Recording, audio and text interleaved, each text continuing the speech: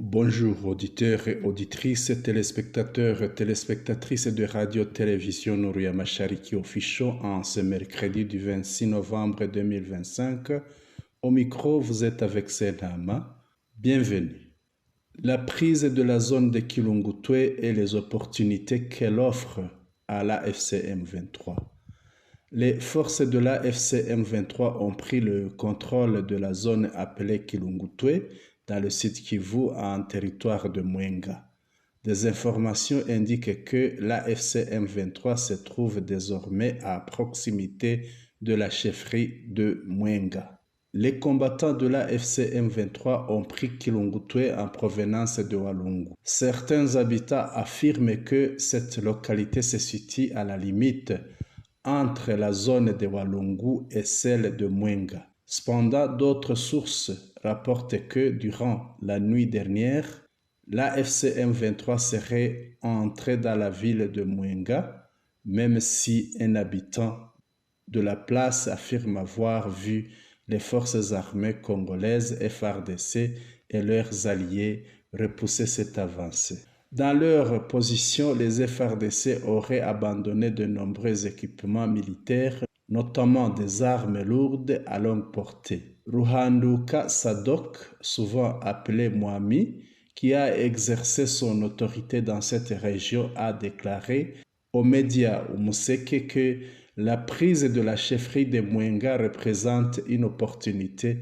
pour les forces de la FCM 23 car elle constitue un carrefour entre la route venant de Kamituga et celle menant vers la zone d'Itombwe. Il explique: depuis Mwenga, on se dirige vers Kamituga, une ville riche en minerais où les forces FARDC, FDLR et Wazalendo passent habituellement leur temps. Ruhanduka ajoute que lorsqu'on quitte Mwenga pour aller à Itombwe, il faut 3 jours de marche pour atteindre un endroit appelé Mikenge, après quoi il ne reste que quelques heures pour parvenir à Minembwe. Il indique que si les forces de la FCM 23 se dirigent vers cette zone, les Banyamulenge encerclés depuis longtemps par les forces burundaises pourraient gagner la liberté de mouvement. Pour que la FCM 23 atteigne Minembwe, il peut traverser 6 petites localités, toutes très proches les unes des autres. La vérité de ce qui se passe sur les lignes de front. Dans le territoire de Walikale, les médias proches du gouvernement de Kinshasa annoncent que la coalition des forces gouvernementales aurait repris la zone de Buhimba. Ceci est faux. Lorsque le centre de Buhimba a été repris par la FCM 23, après y avoir délogé les forces gouvernementales, le mouvement ne s'y est pas maintenu, mais cela pourrait relever d'une tactique militaire.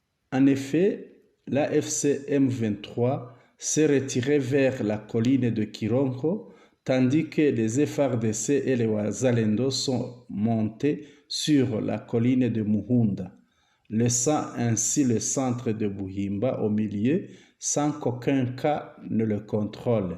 C'est un endroit où les stratégies militaires fonctionnent énormément.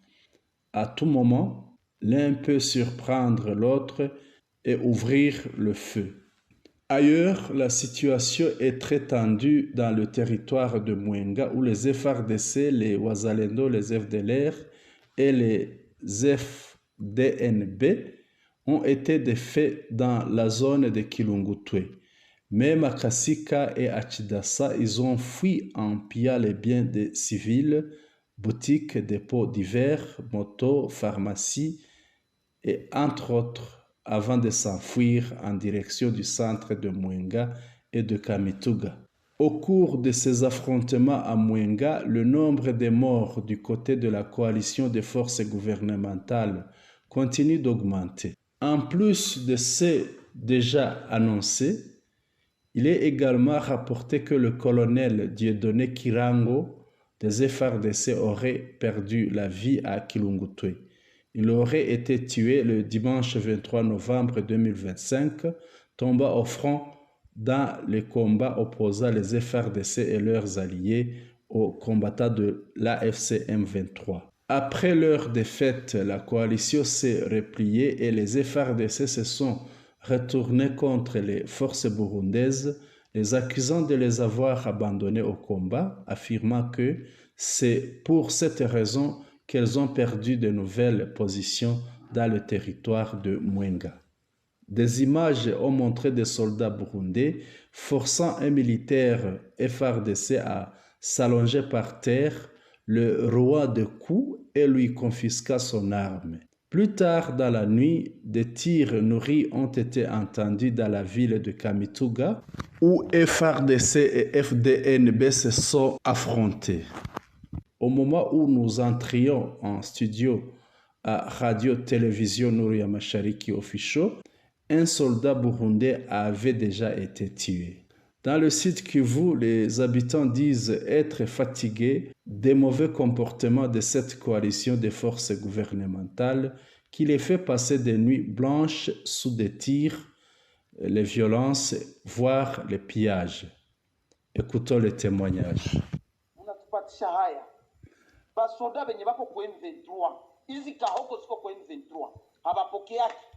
Vous nous causez la honte, vous nous faites la honte. Vous les FRDC et les Wazalendo. Les militaires de la FCM 23 n'ont pas de salaire.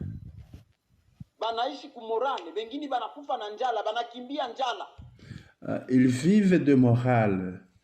Ils supportent la faim. Mais pour vous, la population se donne corps et âme. Elle fait des contributions. La diaspora fait aussi des contributions. On vous envoie ça et là, de l'argent contribué.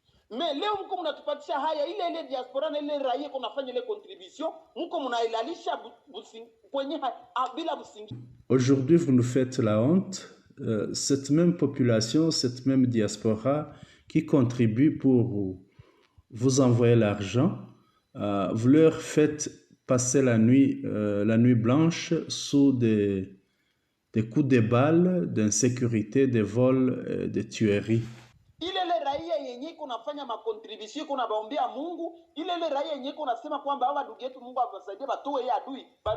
La même population qui se donne et qui prie pour vous pour que vous puissiez vaincre l'ennemi, c'est la même population que vous faites passer la nuit sous les balles. Comment peut-on le dire afin que vous puissiez comprendre?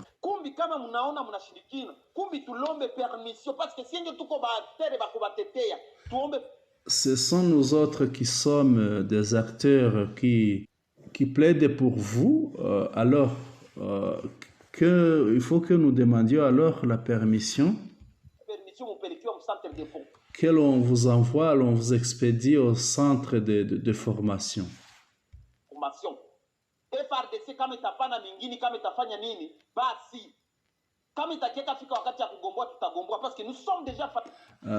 Si la FRDC va faire comment, je ne sais pas comment on va faire. Si la FRDC va céder des localités, on ne sait pas. Mais le temps de récupérer nos terres viendra. Nous sommes fatigués avec vous, les FRDC et Wazalendo. Particulièrement les Wazalendo qui se trouvent à Uvira. Nous sommes déjà fatigués avec vous. Nous sommes fatigués. Nous sommes fatigués, vous nous causez la honte. Avec vos commandants là-bas au ventre dodu.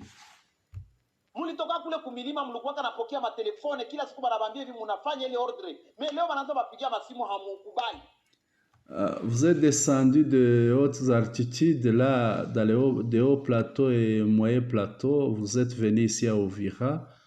Quand vous étiez là-bas, on vous appelait, on vous donnait des ordres et vous acceptiez d'exécuter.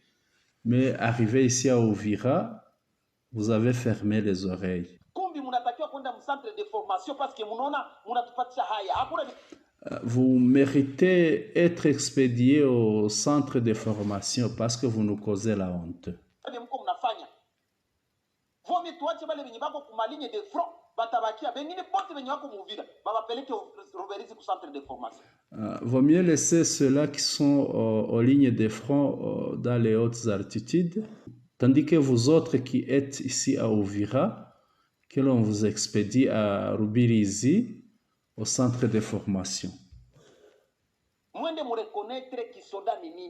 Vous pouvez aller là-bas reconnaître c'est quoi le service militaire.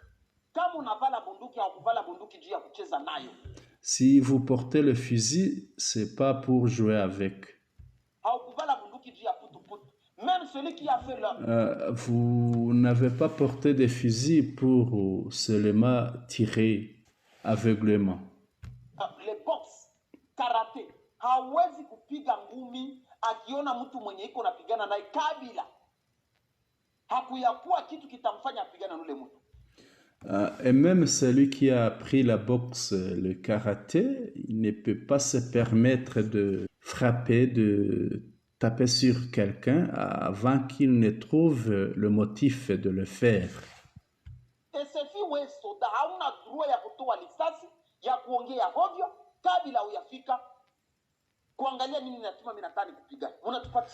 En tant que militaire, il ne vous est pas permis de tirer une balle au moment où vous n'avez pas encore eu le motif de la tirer. Vous nous causez la honte, vous méritez aller au centre de formation. Les militaires de la FCM 23 ne touchent pas de salaire, ils n'ont pas de salaire.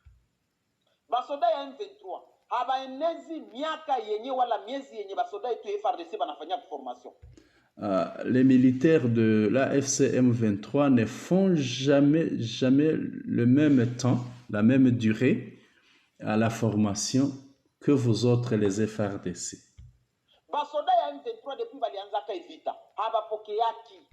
Dès que les militaires de la FCM 23 ont commencé cette guerre, ils n'ont jamais touché de salaire. Ils ne trouvent même pas 10 francs. Seulement la morale fait que ils vous défendent. Mais moi, mnapata soutien ya masociété civile, ya diaspora, ya ile peuple kwenye mnaongoza, mnapata masoko, mnapata manini, mataxi, mnatufika mwatua ya hivi. Mais vous autres qui êtes soutenus par la population, la diaspora, vous autres qui demandez même des taxes dans des marchés, vous nous faites la honte.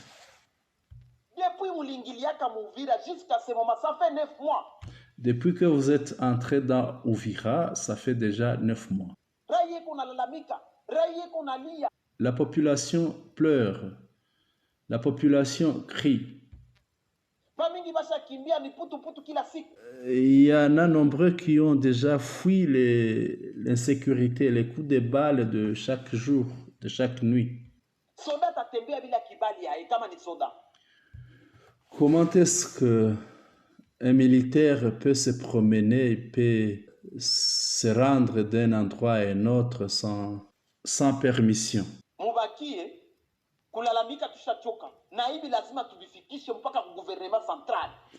À rester là-bas, alors, on est fatigué de s'alarmer. Ce que nous allons faire, c'est que nous allons donner le rapport au gouvernement central. Nous dirons à tous les députés que nous avons que nous sommes fatigués avec vous. Il y a longtemps, je vous ai dit que la population un jour sera fatiguée de vous avoir ici. Et finalement, la population va vous vomir, vous autres qui êtes à Uvira. kusema basi M23 kama itakuye kuye basi bebe. On arrive dans une situation où on se dit on en a assez que la FCM 23 vienne et libère Uvira. Jia nini? Tulijua kama jinsi kukuya yetu mtendelea kufata zile mbinu ambazo tunatakiwa kuzitumikisha ili tumrudishe adui ya Mnyarwanda kwao. Pourquoi? Parce que nous sommes habitués à ce que vous nous dites que vous allez user de tous les moyens pour buter l'ennemi jusque chez eux au Rwanda. Unajua district ya Mnyarwanda ni nini lituleta? Mais pourquoi pas muendelee kufanya hivi vitendo vya hivi? Comment pouvez-vous continuer à faire des actes pareils? Tulibabiaka soda natakiwa busubuhi kuparade. Vous savez, un militaire doit être aux parades de chaque matin, de chaque soir. Soda magharibi kuparade. Mbele ya kupanga watu kujua basoda watu fulani bako huku na bako huku.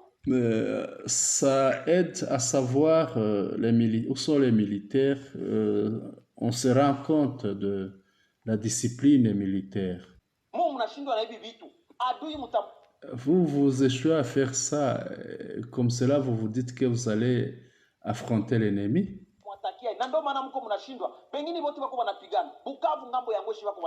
À Bukavu, on se bat. À Ngweshi, on se bat. À Walungu, on se bat. Au Nord Kivu de même. Ça fait 9 mois vous êtes ici à Uvira. Vous n'avez jamais combattu. Ceux qui se trouvent dans les hauts plateaux là-bas, chaque nuit, passent la nuit sous des balles.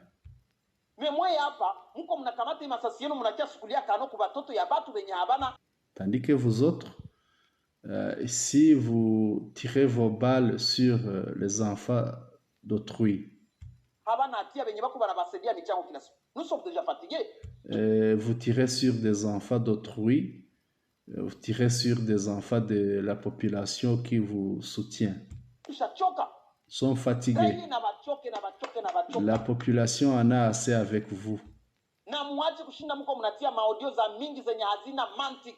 Vous propagez sur des réseaux sociaux des audios qui n'ont pas de sens. Vous nous fatiguez.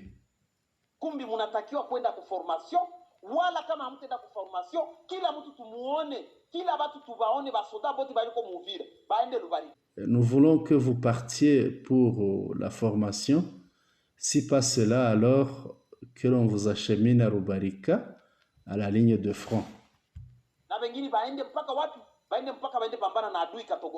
Et les autres qu'ils aillent affronter l'ennemi à Katogota. Laissez-nous en paix dans notre Uvira.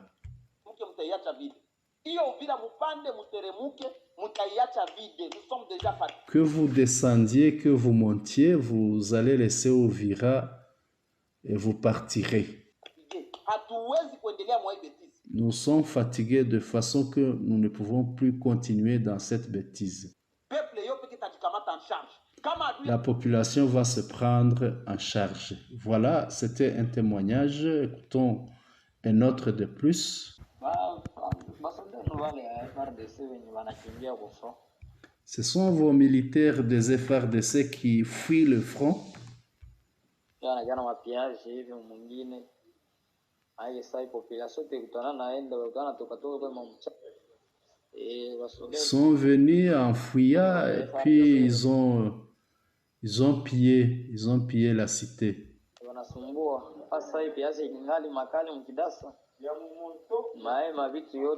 Ils ont pillé ici à Chidassa, ils ont pillé des motos, ils ont pillé des pharmacies, ils ont pillé des boutiques, ils ont tout pillé.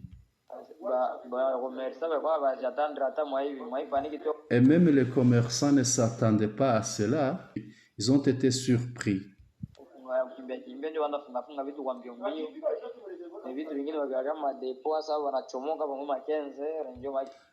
Les commerçants s'occupaient à emballer les affaires ça et là. Et à un moment donné, à 15 heures, il n'y a que les FARDC, les Wazalendo, et les autres sont apparus.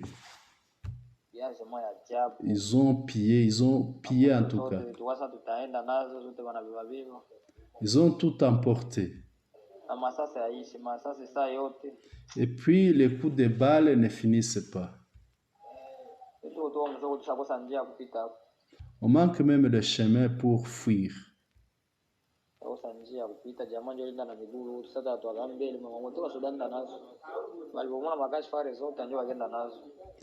Ils ont même démoli les boutiques, puis ils sont partis avec nos marchandises. Ah, la FCM 23 n'est pas encore ici.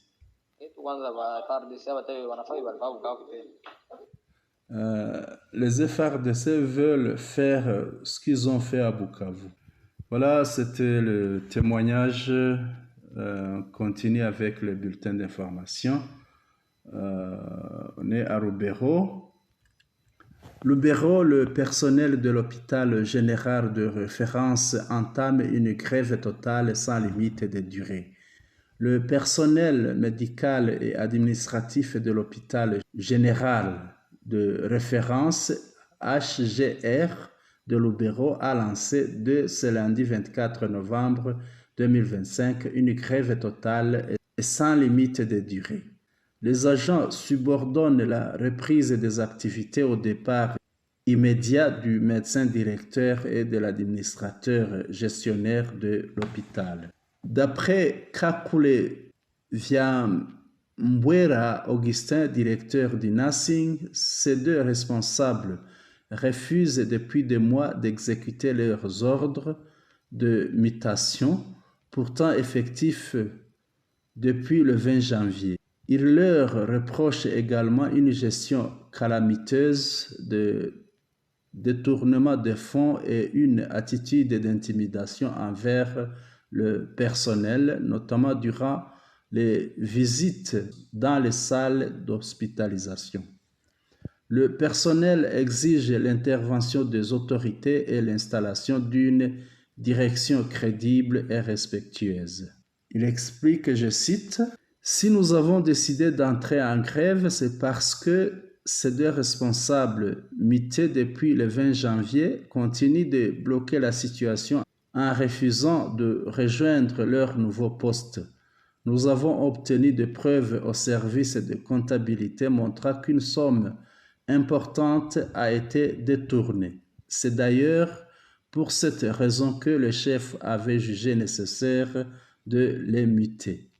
Plusieurs biens de l'hôpital ont également disparu sous leur gestion, un problème que nous dénonçons depuis le mois d'avril. Nous avions adressé un mémorandum au bureau central, mais aucune réponse ne nous est parvenue. Nous donnons un ultimatum de 3 jours, soit 72 heures, pour qu'ils quittent définitivement l'hôpital. Plus grave encore, ces deux responsables ont fait arrêter 2 de nos collègues qui sont toujours détenus. Leur départ suffira pour que nous reprenions le travail, mais tant qu'ils restent en poste, nous ne reprendrons pas les activités, déclare-t-il. Les grévistes se déchargent de toute responsabilité concernant la prise en charge des patients durant le mouvement. 2 agents, Kakule Tsumbi, Patrick, et Kakule Bwanandeke, Steven, ont d'ailleurs été interpellés par l'administrateur militaire du territoire pour avoir laissé des malades sans soins durant le week-end. Ce lundi, les grévistes se sont rendus au bureau administratif du territoire pour exiger la libération de leurs collègues, mais en vain. Le colonel Kiwewa Mitela Alain, administrateur du territoire, affirme qu'une délégation du ministère de la Santé est en route afin de tenter une médiation. Pour rappel, le personnel de l'hôpital général de référence de Lubero avait déjà transmis une lettre d'annonce de grève au gouverneur de province le 18 août 2025 pour les mêmes raisons, mais celui-ci n'avait reçu aucune suite. L'administrateur gestionnaire de la zone de santé avait mentionné récemment qu'une solution temporaire était en discussion avec l'intervention du général-major Kakule Somo Evariste lors de sa visite le 19 août. Contactée, la médecin directrice Leokadi Katungu Vyariage, citée dans les accusations, a refusé de s'exprimer. Entre-temps, les effets de la grève se font déjà sentir. Un enfant déplacé de guerre est décédé ce lundi 24 novembre 2025 à l'hôpital. La société civile de la commune de Lubero s'est dit profondément préoccupée par les répercussions de ce mouvement, rappelant que les malades, y compris les blessés de guerre, les personnes déplacées et les femmes enceintes, sont totalement abandonnés. Son président Jackson Mumbere Vaharire tient les autorités provinciales pour responsables de tout décès pendant la grève et n'exclut pas d'appeler la population à mener des actions publiques pour obtenir une solution rapide. Kinshasa. Les agents du ministère des Sports et Loisirs sont fâchés et réclament leurs salaires et primes. Au stade des Martyrs, tout comme au stade Tata Raphaël, les agents du ministère des Sports et Loisirs sont fâchés et réclament leurs salaires et primes impayés depuis des années. Suivez ce petit extrait de ce qu'ils ont fait au stade des Martyrs. Le stade des Martyrs, à l'instant même, les agents du ministère des Sports réclament leurs primes. Et ils ont jeté ce papier un peu par terre, hein. On peut bien le voir.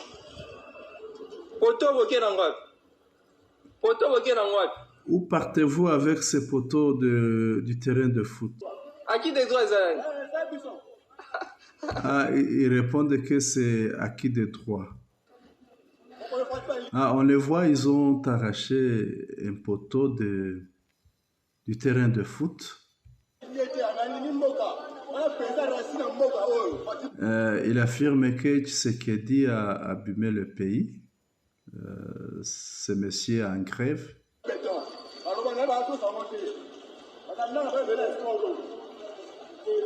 Voilà, ils sont à 4, ils transportent le poteau.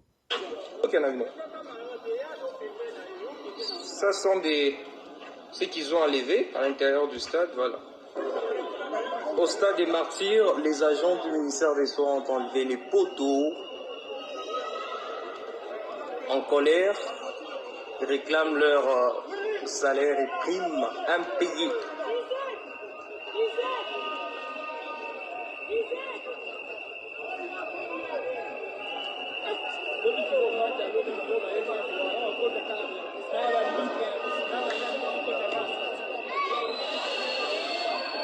Voilà ce qui se passe à Kinshasa, au stade des Martyrs. Concernant la Tanzanie a suspendu les célébrations de la journée de l'indépendance en raison des manifestations qui ont eu lieu. Le président de la Tanzanie, son Excellence Samia Suluhu Hassan, a annulé les cérémonies de célébration du 64e anniversaire de l'indépendance de la Tanzanie, ordonnant que les fonds initialement prévus pour cet événement soient réorientés vers la réparation des dégâts causés par les récentes manifestations.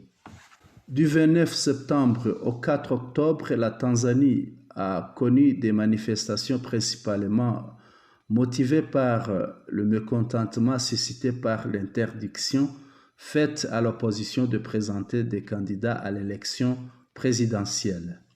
Il s'agit d'une élection remportée par Samia Suluhu Hassan, déjà au pouvoir, mais selon les analystes politiques, elle devra livrer une bataille difficile pour remettre le pays sur les rails dans plusieurs domaines. Le journal The Citizen a rapporté que la présidente tanzanienne avait décidé d'annuler les festivités de la journée de l'indépendance et de rediriger les fonds prévus vers la réparation des infrastructures endommagées lors des manifestations. L'annonce a été faite par le Premier ministre tanzanien Mwigulu Nchemba le 24 novembre 2025 lors d'une visite dans le district d'Ubungo à Dar es Salaam, où il s'adressait à la population après avoir inspecté les travaux de réhabilitation de la route Kimara-Mbezi. Il a déclaré: le 9 décembre 2025, aucune cérémonie n'est prévue. La présidente Samia a ordonné que les fonds qui devaient être utilisés pour ces célébrations soient alloués à la réparation des infrastructures endommagées. Le Premier ministre Mwigulu a saisi l'occasion pour demander à toutes les institutions concernées de se préparer à l'annulation de cette journée et de commencer à rediriger les fonds initialement prévus vers les travaux de réparation. L'ONU a indiqué que l'assistance humanitaire à Minembwe est impossible. Le Bureau de la coordination des affaires humanitaires des Nations Unies, OCHA, a indiqué que l'assistance humanitaire dans les zones de Minembwe, Itombwe et le Haut-Plateau est impossible en raison du fait que les routes y ont été fermées par des groupes armés. Le rapport d'OCHA publié le 24 novembre 2025 révèle que depuis le mois de janvier, les groupes armés ont mené de nombreuses attaques contre les civils vivant dans ces zones et que 2 centres de santé ont été pillés. Il précise: depuis mai 2025, cette période ressemble à un blocus total.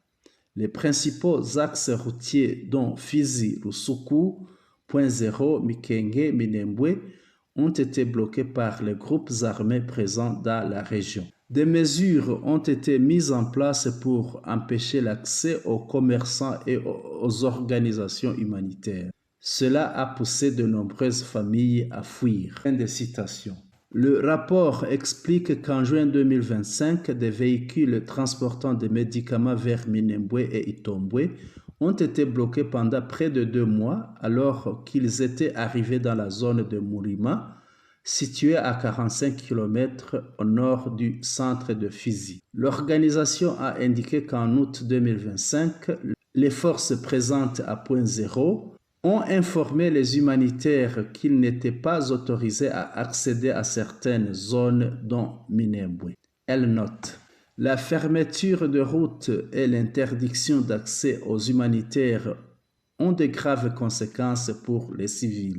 Les chiffres d'octobre 2025 de la commission chargée des mouvements des populations du Sud Kivu montrent qu'environ 172 001 déplacés et retournés de Minembwe sont privés d'accès aux biens essentiels et à l'aide humanitaire. Fin de citation. OCHA a souligné que le système de santé de Minembwe est gravement affecté, souffrant des manques de médicaments et d'équipements médicaux en raison du blocage de voies d'accès. Le rapport ajoute: dans l'hôpital général de Minembwe, la situation est particulièrement préoccupante.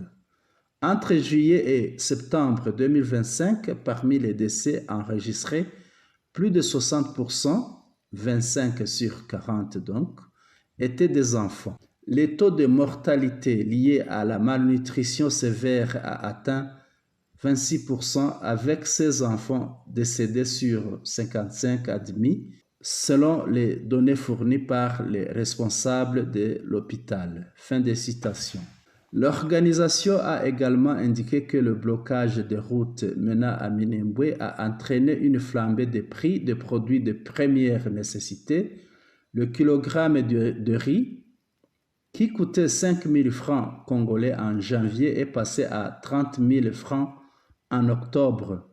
Un sac de farine de manioc vendu à 15 000 francs a grimpé jusqu'à 50 000 francs congolais.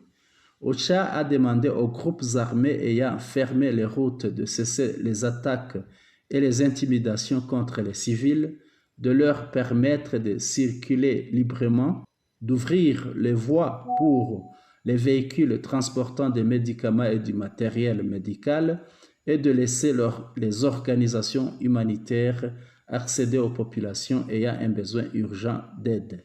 Le mouvement MRDP Twirwaneho, qui affirme défendre les Banyamulenge de Minembwe, déclare que depuis octobre 2025, les forces burundaises, congolaises, les Wazalendo et les FDLR ont installé plus de 70 positions militaires autour de la zone dans le but de les affamer. Le porte-parole de l'armée burundaise, le brigadier général Gaspard Baratuza, a admis il y a 2 semaines au micro de la BBC que leurs soldats avaient bloqué les routes menant à Minembwe, affirmant que les habitants de cette zone collaborent avec des ennemis, notamment le groupe armé Red Tabara. Il a déclaré « Une personne venant de Minembwe collabore avec l'ennemi. Il est évident qu'elle ne peut pas franchir les lignes. S'ils veulent se distinguer de ses ennemis et malfaiteurs, qu'ils le fassent et qu'ils cessent de leur offrir toute liberté. Tant qu'ils restent impliqués avec Red Tabara et d'autres groupes, il est clair qu'ils vont leur ravitailler. Cela n'est pas acceptable. » Fin de citation.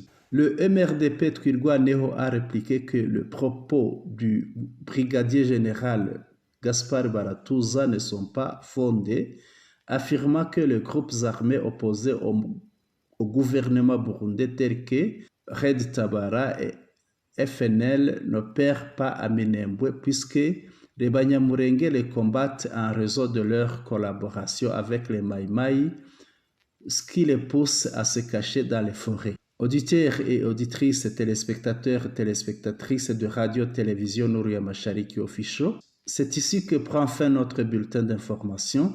Nous vous remercions pour votre aimable attention et nous vous souhaitons une excellente journée du 26 novembre 2025. Vous étiez au micro de Senama. Merci.